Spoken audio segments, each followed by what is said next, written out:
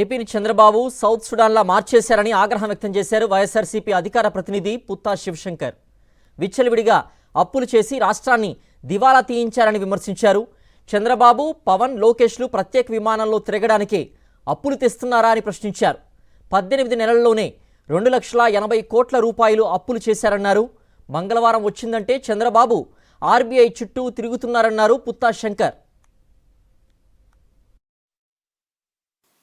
కూటమి ప్రభుత్వం అధికారంలోకి వచ్చాక ఈ 18 నెలల్లో మన రాష్ట్ర అప్పు దాదాపు 2,80,000 కోట్ల రూపాయలు. చాలా ఆశ్చర్యకరంగా ఉంది కదా. అక్షరాల దాదాపు 2,80,000 కోట్ల రూపాయలు ఈ యొక్క రాష్ట్ర ప్రభుత్వము అప్పులు చేసింది. మంగళవారం వచ్చిందంటే రిజర్వ్ బ్యాంకు చుట్టూ తిరగాల్సిందే. అభివృద్ధి కోసం మీరు పేరు చెప్పి అప్పులు తెచ్చి విలాసాలతో 70 నుంచి 75 సార్లు మొన్ననే లెక్కలు వచ్చాయి.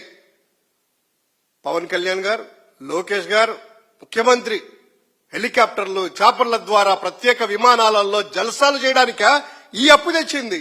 ఈ రాష్ట్రాన్ని శ్రీలంక, ఇథియోపియా కాదు కదా, సౌత్ సూడాన్ కంటే ప్రమాదకరంగా మార్చేశారు.